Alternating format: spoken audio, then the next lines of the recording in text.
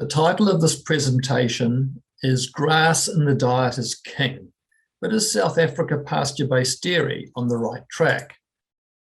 As I outlined in the previous video, Pasture Harvest tops the list of primary operational ratios that strongly correlate with profit. And as this table highlights, it tops the list by a wide margin. So yes, grass is king, right? Well, yes, surely it is. This table compares the cost of pasture, the cost of concentrate and forage for 7 countries in US dollars. As you can see, South Africa's pasture cost is hugely cheaper than concentrate, around a quarter of the cost. In all countries, the story is the same. Pasture is far, far cheaper than other supplements. So yes, grass really is king for sure. So if pasture is the lowest cost feed, surely you need to feed lots and lots of it to your cows, right? That makes sense, doesn't it? And that's what the New Zealand and Irish dairy farmers do. And they are considered the most successful pasture-based industries in the world.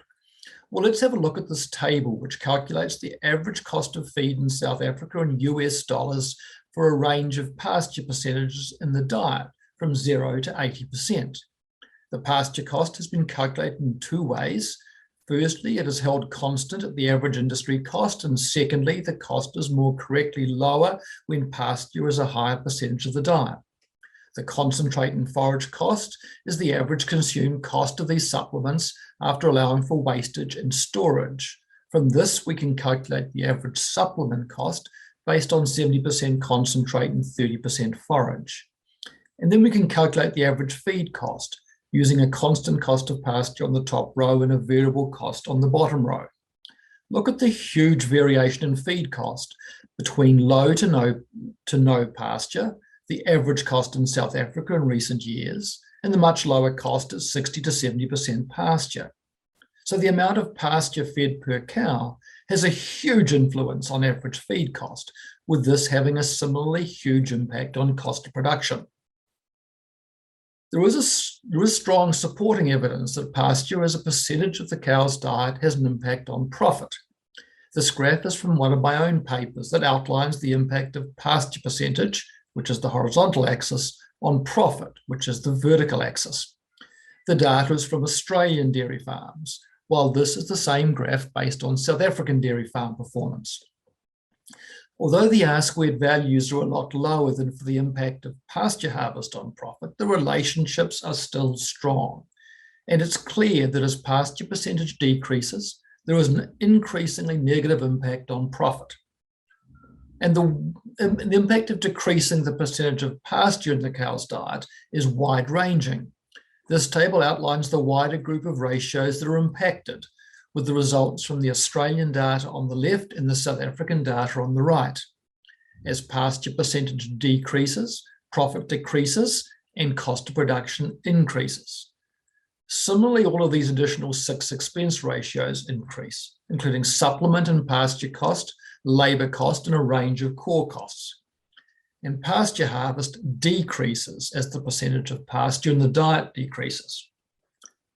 So how does South Africa compare in this important production system area? Not at all well, it seems. Pasture as a percentage of the diet has always been comparatively low compared to the other countries included in this graph, and the level has continued to reduce in recent years. This will mean that South African farmers have a comparatively high feed cost. And as this graph with trend lines for pasture harvest highlights, in recent years, improvements in pasture harvest are decreasing, if not stagnating, in South Africa. So when we look at the trend lines for profit, we can see that the level of profit for South African dairy farmers has been eroding in recent years. This is at least partially, if not significantly, due to the impact of increasing feed costs, which results from the increasing use of supplements and the decreasing percentage of pasture in the cow's diet.